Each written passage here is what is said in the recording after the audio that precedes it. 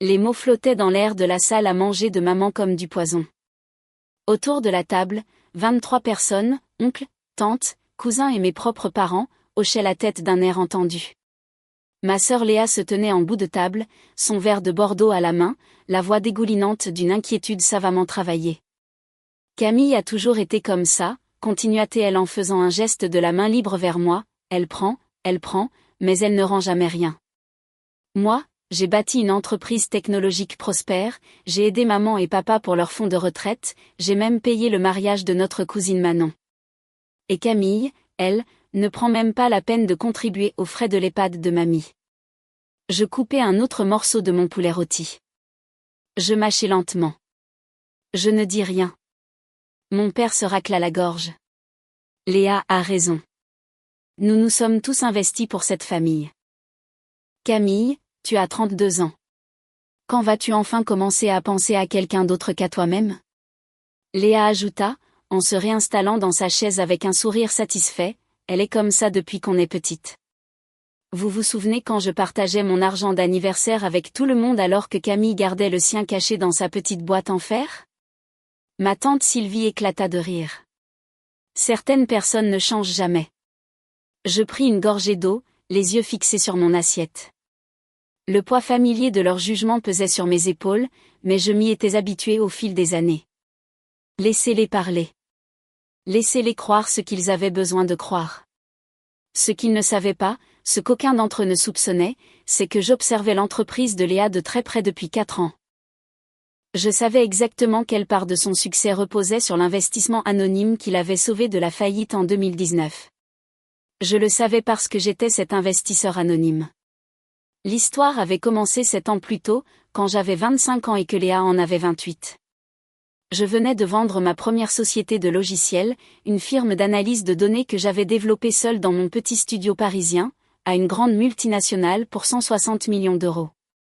La vente s'était faite dans la plus grande discrétion, gérée par plusieurs holdings et structures juridiques qui gardaient mon nom hors de la presse spécialisée. J'avais appris très tôt que la visibilité attirait le mauvais genre d'attention, surtout de la part de la famille. Pendant ce temps, Léa lançait sa 3e tentative de start-up. Les 2 premières avaient échoué de manière spectaculaire, engloutissant les économies de retraite de mes parents et l'argent emprunté aux proches. Mais elle avait un don pour la présentation, pour faire croire aux gens en sa vision, même quand les chiffres ne suivaient pas. Camille, tu devrais prendre exemple sur ta sœur, m'avait dit maman lors d'un dîner peu après ma vente. Léa prend des risques, elle construit quelque chose de grand. Toi, tu restes dans ton poste administratif ennuyeux à la préfecture. J'avais souri et acquiescé. Ce travail administratif était ma couverture, une histoire simple et sans éclat qui limitait les questions au minimum. La 3e entreprise de Léa, Luminatech, se concentrait sur des plateformes de services clients pilotées par l'intelligence artificielle. L'idée était solide, mais son exécution était chaotique. Elle embauchait des amis au lieu de professionnels qualifiés, dépensait des fortunes dans des bureaux de prestige à la Défense et des séminaires d'entreprises luxueux alors que son produit réel était à la traîne derrière la concurrence. En 2019, elle était à 3 mois de l'effondrement total. C'est là qu'elle a commencé à m'appeler. Camille, j'ai besoin d'un service, m'avait-elle dit autour d'un café. Juste 20 000 € en pré-relais jusqu'à ce que notre prochaine levée de fonds soit bouclée. Je l'avais regardée en face, cette sœur aînée qui avait passé toute notre enfance à tout obtenir pendant que je me contentais des restes. La sœur qui avait convaincu nos parents de payer ses frais de scolarité en école de commerce alors que j'avais dû enchaîner 3 petits boulots pour payer ma licence à la fac. La sœur qui m'avait emprunté ma voiture pour me la rendre avec le pare-brise fissuré, avant de persuader maman que c'était ma faute. Je n'ai pas cette somme, avais-je menti. Son visage s'était durci. Bien sûr. L'égoïste de service frappe encore. Elle était partie sans même payer son café. 2 semaines plus tard, j'ai contacté mon avocat d'affaires. Je veux faire un investissement anonyme dans Luminatech. À hauteur de 90 millions d'euros. Structurer cela pour que ce soit totalement intraçable. Il avait haussé un sourcil. C'est un investissement colossal pour une entreprise en perdition. Je sais ce que je fais, avais-je répondu. La vérité était que je ne voulais pas voir ma sœur s'effondrer. Malgré tout, malgré des années passées à être le bouc émissaire, une partie de moi se souvenait de la Léa qui m'avait appris à faire du vélo, de celle qui restait éveillée avec moi quand je faisais des cauchemars à 6 ans. Avant le favoritisme, avant la jalousie, avant que tout ne se brise. J'ai donc sauvé son entreprise anonymement. L'investissement est passé par un fonds de capital risque que je contrôlais via une société écran. Léa n'a jamais rien su. Elle a cru qu'elle avait enfin impressionné les grands investisseurs, que son pitch et sa vision les avaient conquis. Elle racontait à tout le monde que c'était son sens des affaires qui avait attiré les acteurs majeurs du secteur. La famille a célébré cela pendant des semaines. Léa était redevenue l'enfant prodige, l'exemple de réussite, la preuve que le travail acharné et la détermination finissaient par payer. Et je suis redevenue la déception de la famille, celle qui avait un boulot ennuyeux et ne contribuait jamais à rien. Au cours des 4 années suivantes, j'ai surveillé mon investissement de près. J'ai imposé une direction professionnelle via les sièges au conseil d'administration du fonds de capital risque. J'ai fait venir de vrais ingénieurs, des talents que Léa s'attribuait le mérite d'avoir recrutés. L'entreprise s'est stabilisée, puis a grandi. En 2023, Luminatech était valorisée à 300 millions d'euros. Léa s'est acheté une maison à Saint-Cloud, une Tesla. Elle a commencé à apparaître au dîner de famille avec des vêtements de créateur, parlant de la difficulté de bâtir quelque chose de significatif. Pendant ce temps, je vivais dans mon appartement modeste, je conduisais ma vieille Renault de 7 ans et j'écoutais des sermons sur mon manque d'ambition. Tu pourrais apprendre 2 ou 3 choses de Léa, me disait papa tous les quelques mois. Elle réussit vraiment sa vie. J'acquiesçais, je souriais, je ne disais rien. Le point de rupture est survenu il y a 3 mois. Mamie a fait un AVC et a dû être placée dans un établissement spécialisé. Les coûts étaient exorbitants, près de 8 500 € par mois. Maman a envoyé un email collectif demandant à chacun de contribuer proportionnellement à ses revenus. J'ai immédiatement mis en place un virement automatique pour ma part de 1 200 € mensuels. Je l'ai envoyé directement à l'établissement via un compte d'entreprise, gardant mon implication silencieuse comme toujours. Léa, elle, s'était engagée à verser 3 000 € par mois et s'était assurée que tout le monde le sache. Elle avait posté sur les réseaux sociaux des messages sur l'importance de prendre soin de sa famille. 2 semaines plus tard, j'ai reçu un appel de la directrice de l'EHPAD. Mademoiselle, je voulais confirmer que vous couvrez bien l'intégralité des frais de séjour de votre grand-mère, c'est bien cela? Le paiement de 8 500 € est arrivé via votre compte d'entreprise. Oui, avais-je répondu, mais s'il vous plaît, n'en parlez pas à ma famille. J'apprécierais votre discrétion. Bien sûr. Mais je devrais mentionner que nous n'avons reçu aucune autre contribution familiale malgré les promesses. Ma mâchoire s'est crispée. Je vois. Merci de m'avoir prévenu. J'ai fait quelques recherches. Léa n'avait jamais effectué un seul versement. La plupart des autres membres de la famille non plus. Ils s'étaient tous engagés sur des montants pour s'en donner le mérite, mais au moment de payer, ils avaient tous trouvé des excuses. L'excuse de Léa était particulièrement révoltante, les temps sont durs pour l'entreprise en ce moment. Je rattraperai le retard le mois prochain. Son entreprise, mon entreprise, en réalité venait de clôturer un trimestre à 40 millions d'euros de chiffre d'affaires.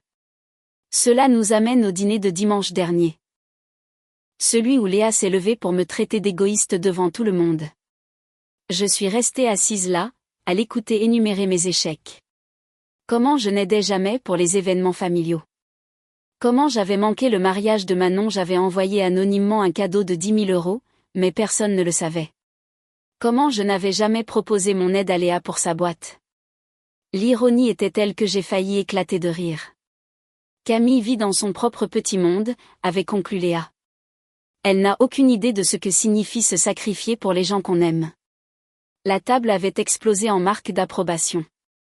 Maman avait même les larmes aux yeux en hochant la tête. Papa s'était lancé dans un discours sur les valeurs familiales qui aurait pu être touchant s'il n'était pas si hypocrite. J'ai fini mon dîner, j'ai aidé à débarrasser les assiettes, je suis rentrée chez moi en silence, et le lundi matin, j'ai envoyé l'email qui allait tout changer. L'email à mon cabinet de gestion était bref, concernant Luminatech. Initier le retrait complet de tous les financements. Je veux que l'investissement de 90 millions soit liquidé et que les sièges au conseil d'administration soient libérés sous 30 jours. Informez officiellement la direction aujourd'hui. Mon avocat m'a appelé dans l'heure.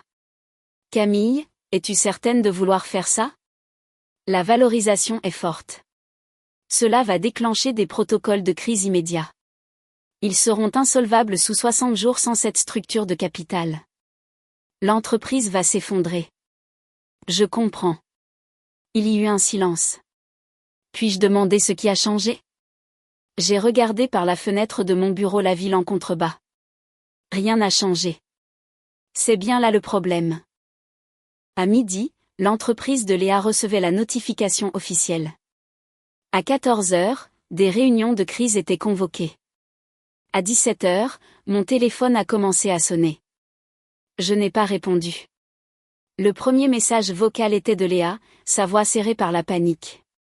Camille, il se passe un truc de dingue avec la boîte. Notre investisseur principal se retire. 90 millions envolés. Il ne donne aucune raison. Est-ce que tu as entendu quelque chose via tes contacts? Rappelle-moi. J'ai supprimé le message. Le deuxième est arrivé 1 heure plus tard, plus frénétique. Camille, j'ai besoin que tu m'appelles. C'est sérieux. Le conseil d'administration est en plein chaos.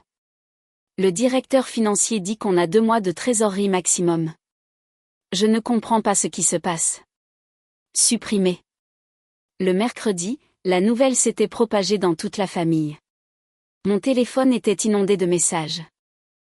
Maman, Léa a besoin de notre soutien, où es-tu? Papa, ta sœur traverse une crise. La famille passe avant tout, Camille. Tante Sylvie, c'est le moment de te montrer solidaire et d'aider Léa. Montre-lui que tu tiens à elle. L'ironie était presque sublime. Le jeudi, Léa a débarqué à mon appartement. Je l'ai regardée via la caméra de l'interphone. Elle a frappé, attendu, frappé encore. Elle avait l'air épuisée, ses vêtements de luxe étaient froissés, ses cheveux d'ordinaire impeccables étaient attachés en une queue de cheval négligée. Camille, je sais que tu es là. S'il te plaît, j'ai besoin de parler à quelqu'un, et tu es. Tu es la seule qui pourrait comprendre les trucs de business. S'il te plaît. J'ai éteint la caméra et je suis retournée à mon ordinateur. Le dîner de crise familiale a été convoqué pour le vendredi soir. Présence obligatoire, disait le SMS de maman. Nous devons trouver comment aider Léa à sauver sa boîte. Je suis arrivée exactement à l'heure.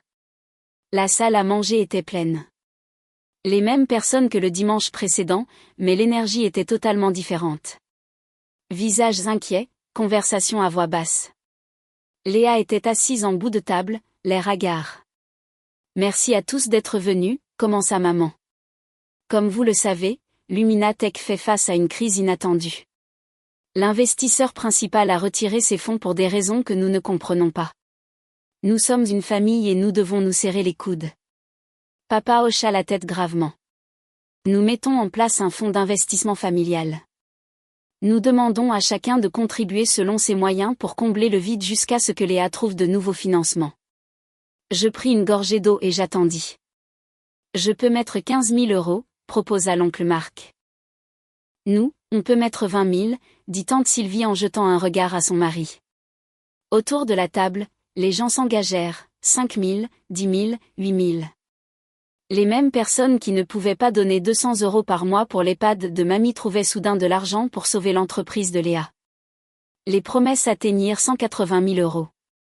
Une goutte d'eau dans l'océan par rapport aux besoins réels. La voix de Léa était enrouée. C'est incroyablement généreux. Merci. Mais nous avons besoin de millions, pas de milliers. Sans l'investisseur principal, nous risquons la faillite d'ici août. Les yeux de maman se tournèrent vers moi. Camille, tu es bien silencieuse. Que peux-tu apporter? Tous les regards se fixèrent sur moi. Je posai mon verre avec précaution. Je ne pense pas pouvoir aider. Le visage de Léa s'empourpra. Tu es sérieuse? Pour une seule fois que je demande de l'aide à cette famille, tu ne daignes pas bouger le petit doigt? Je ne t'ai pas entendu demander, dis-je calmement. J'ai entendu maman demander en ton nom. C'est exactement ce dont je parlais la semaine dernière. Léa se leva, le ton montant. Tu es égoïste, Camille. Totalement égoïste. J'ai tout donné pour bâtir quelque chose qui emploie 43 personnes, et tu ne veux même pas aider à le sauver. De combien as-tu besoin, demandai-je doucement.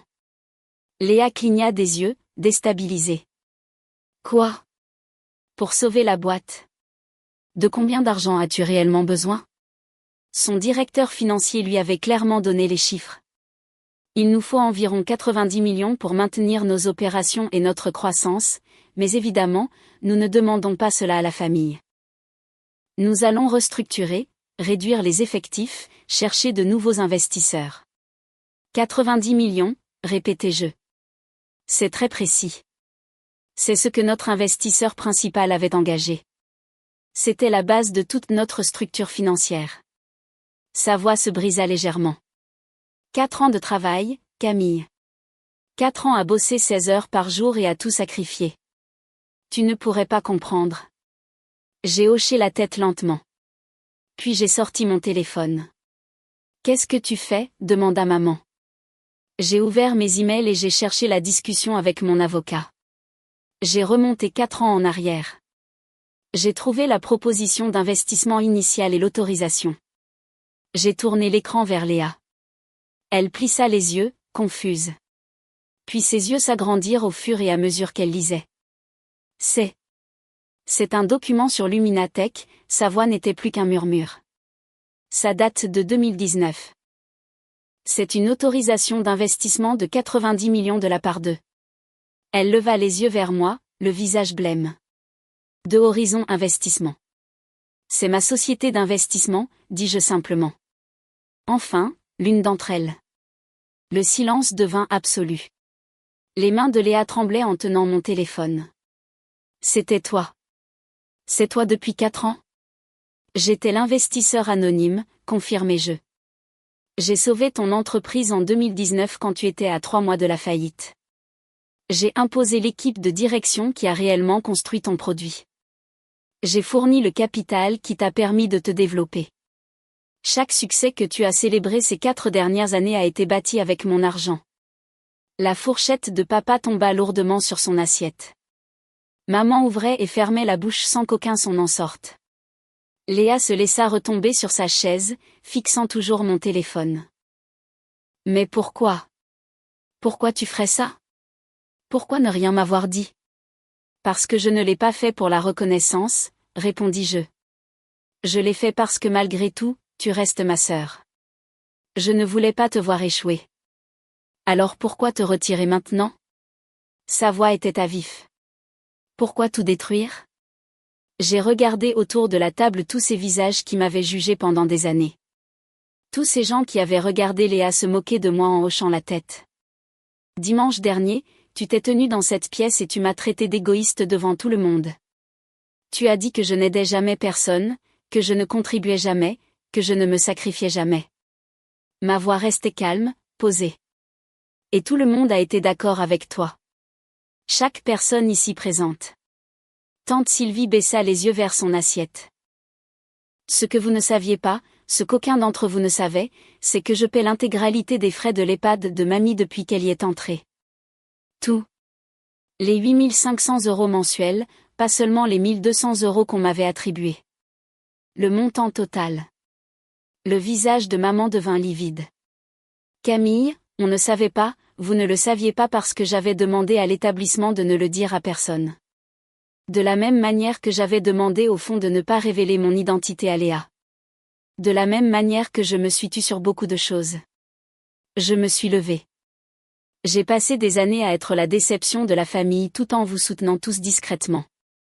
Et vous savez ce que j'ai réalisé dimanche dernier? Peu importe ce que je fais réellement. Vous avez décidé qui j'étais, et rien ne changera cela. La voix de Léa était à peine audible. Camille, s'il te plaît, ne fais pas ça. L'entreprise, tous les employés. Ils vont perdre leur travail. Tu aurais dû penser à eux avant de passer des années à me traiter comme si je ne valais rien. J'ai ramassé mon sac. Je t'ai donné 4 ans et 90 millions d'euros. J'ai donné à cette famille plus que vous ne le saurez jamais. Et tout ce que j'ai reçu en retour, c'est de me faire insulter à une table de dîner. On peut arranger ça, dit papa en se levant. Camille, nous sommes désolés. Nous n'avions pas compris. Non, l'interrompis-je. Vous n'avez pas cherché à comprendre. C'est différent. Je me suis dirigée vers la porte. La voix de Léa m'arrêta. Et l'entreprise? Et les 43 personnes qui dépendent de leur salaire? Je me suis retournée. J'ai donné le préavis officiel il y a 30 jours.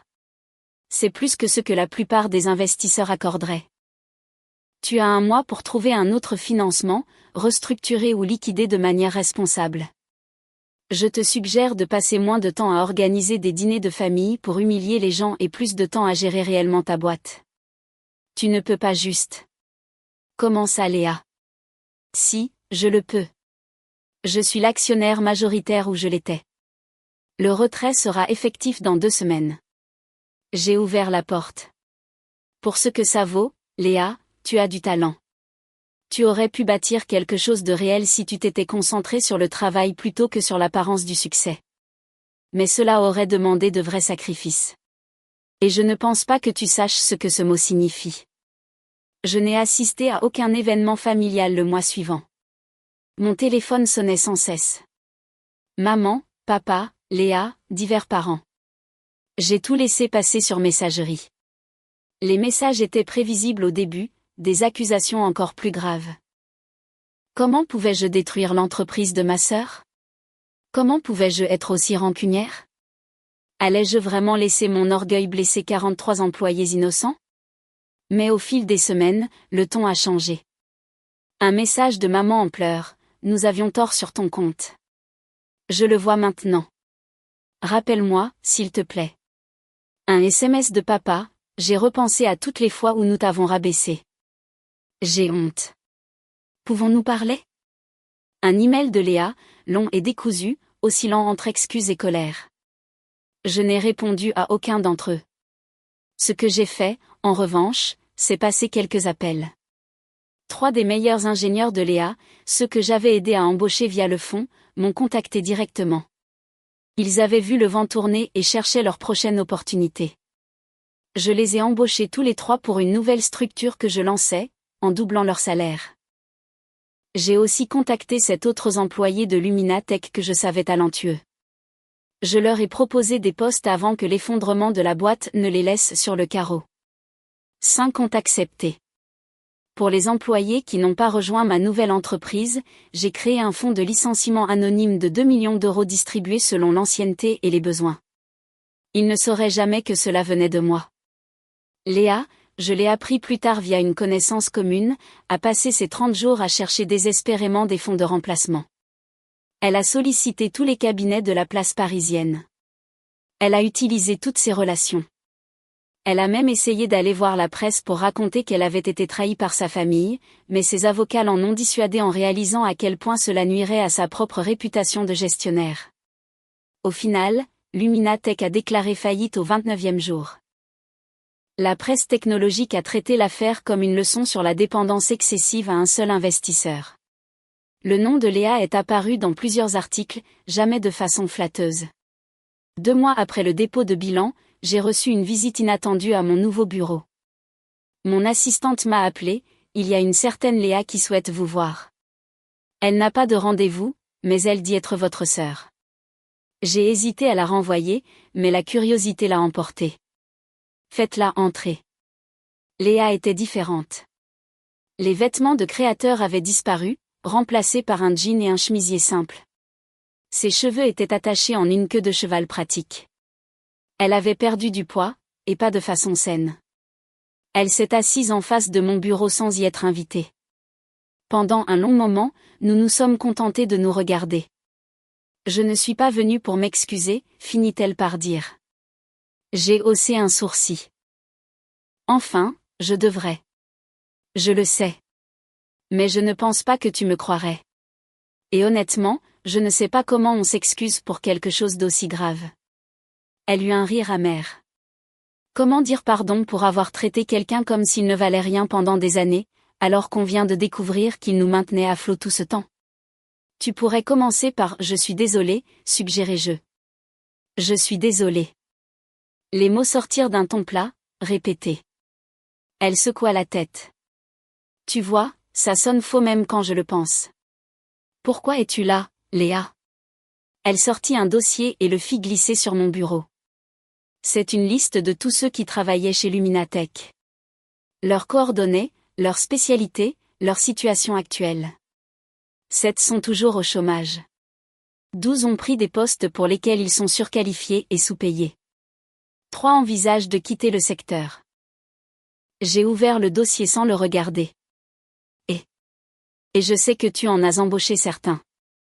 Je sais que tu en as probablement aidé d'autres d'une manière que j'ignore, parce que c'est apparemment ce que tu fais. Aider les gens en secret pendant qu'ils te traitent comme de la merde. Sa voix se brisa. Je ne suis pas là pour te demander de l'argent ou pour me sauver. Je suis là pour te demander de les aider, eux.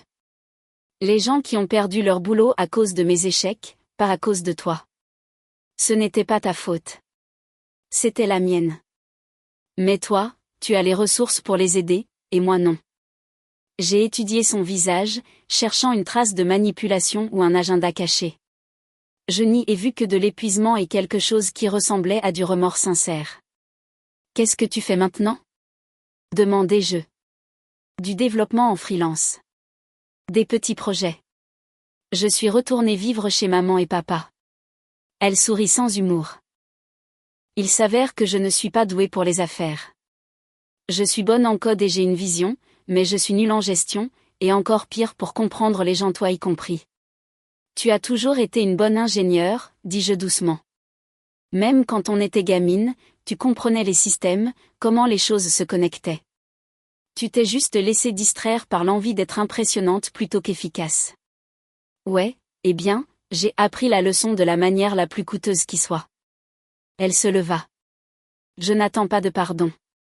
Je n'attends pas qu'on redevienne proche. Je voulais juste que tu aies ces informations au cas où tu voudrais aider des gens qui méritent mieux que ce qu'ils ont eu. Elle était à la porte quand j'ai parlé. Léa. Elle se retourna. J'ai déjà embauché ou aidé 21 de tes anciens employés. Les autres ont soit trouvé un poste par eux-mêmes, soit décliné mes offres. Tout le monde s'en est sorti. Ses yeux s'agrandirent. Quand? Le jour même où j'ai envoyé l'avis de retrait. Je savais ce qui allait arriver. Une larme roula sur sa joue. Bien sûr que tu le savais. Parce que toi, tu penses aux conséquences. Aux gens. Elle essuya son visage d'un geste brusque. J'ai passé 4 ans à être la PDG qui s'attribuait le mérite de ton travail, et toi tu as passé 4 ans à t'assurer que personne ne souffre de mon échec inévitable. Les employés n'y étaient pour rien, dis-je. Ils ne méritaient pas de payer pour nos drames familiaux. Non, c'est vrai. Elle ouvrit la porte, puis marqua une pause. Pour ce que ça vaut, j'ai voté pour que maman et papa contribuent aux frais de mamie. J'ai découvert qu'ils savaient que tu payais tout, et qu'ils empochaient l'argent qu'ils prétendaient envoyer à l'EHPAD. Je les oblige à te rembourser en puisant dans leur fonds de retraite. Cela me surprit. Tu n'as pas à faire ça. Je ne le fais pas pour toi. Je le fais parce que c'est la première décision éthique que je prends depuis des années. Elle m'adressa un sourire triste. Peut-être qu'un jour, je serai à moitié aussi décente que toi, mais je pars de très loin. Après son départ, je suis restée assise à mon bureau pendant un long moment, regardant le dossier qu'elle avait apporté. C'était minutieux, détaillé, organisé. La vieille Léa, celle qui m'aidait pour mes projets d'école, aurait fait une liste comme celle-là. Je me suis demandé si les gens pouvaient vraiment changer ou s'ils se souvenaient juste occasionnellement de qui ils étaient avant que la vie ne complique tout. 6 mois plus tard, j'ai reçu un email d'une adresse inconnue. Camille, je ne sais pas si tu liras ceci, mais je voulais te donner des nouvelles. J'ai trouvé un poste dans une boîte tech de taille moyenne. Développeuse senior, pas de management. C'est ce qu'il me faut pour l'instant. J'apprends à rester à ma place et à faire ce pour quoi je suis douée. Je suis aussi une thérapie. Il s'avère qu'être l'enfant prodige m'a bousillé d'une manière différente de la tienne en tant que bouc émissaire. Ce n'est pas une compétition, juste un constat. Maman et papa essaient toujours de te faire venir au dîner de famille. Je leur ai dit d'arrêter de te mettre la pression.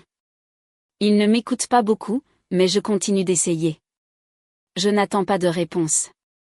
Je voulais juste que tu saches que certains d'entre nous essaient de faire mieux, même s'il est trop tard pour que ça compte. Léa. Je n'ai pas répondu, mais je n'ai pas supprimé l'email non plus.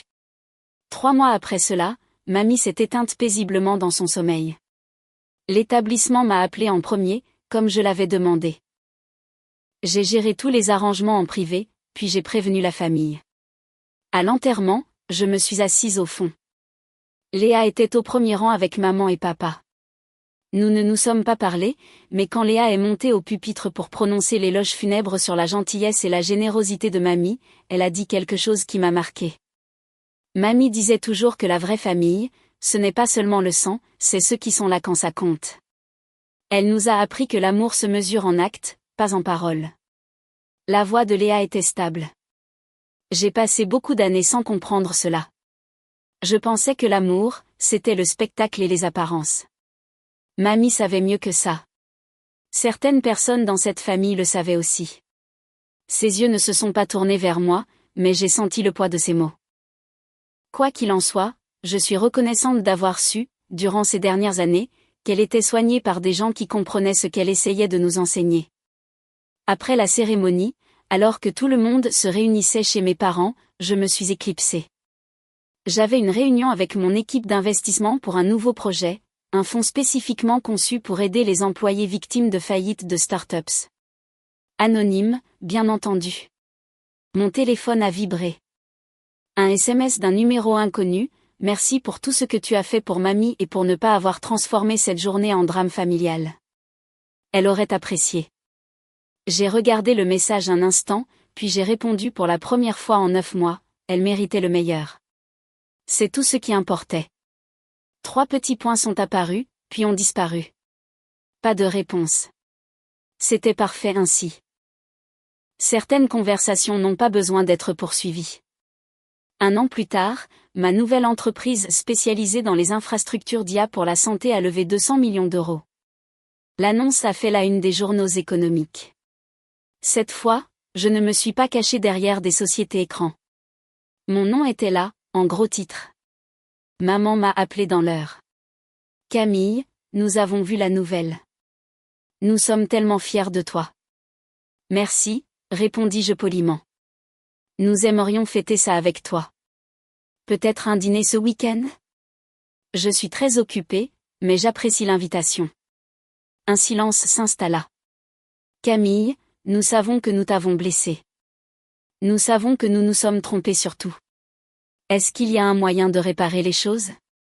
Je ne sais pas, avouai-je. Peut-être, mais ce n'est pas quelque chose qui se règle avec un dîner ou une conversation. Nous comprenons. Quand tu seras prête, si tu le es un jour, nous serons là. D'accord. Après avoir raccroché, j'ai regardé par la fenêtre de mon bureau la ville de Paris. La même vue qu'il y a 1 an, quand j'avais envoyé cet email qui avait tout changé. J'ai pensé à Léa, travaillant comme développeuse senior quelque part, construisant apparemment une vie plus calme. J'ai pensé aux employés qui s'en étaient sortis parce que j'avais anticipé. J'ai pensé à mamie, qui me donnait des biscuits en cachette quand maman ne regardait pas et me disait qu'être sous-estimé était parfois un cadeau. Les gens qui te voient vraiment sont les seuls qui valent la peine d'être gardés, m'avait-elle dit un jour. Le reste, ce n'est que du bruit. J'avais passé 32 ans à n'être que du bruit dans l'histoire de ma famille. Un personnage secondaire, une déception, un bouc émissaire pratique. Mais j'avais bâti un empire dans cet espace de l'ombre. Créer des emplois, changer des industries, aider des gens qui ne connaîtraient jamais mon nom. Et j'avais appris quelque chose de précieux. Le contraire d'être vu, ce n'est pas d'être invisible. Parfois, c'est d'être exactement assez puissante pour contrôler son propre récit. Mon assistante a sonné, votre rendez-vous de 15 heures est arrivé. Je me suis détournée de la fenêtre. Retour au travail. Retour à la construction de quelque chose de réel. Le drame familial était derrière moi. Pas résolu, peut-être ne le serait-il jamais, mais derrière moi. Et c'était enfin suffisant.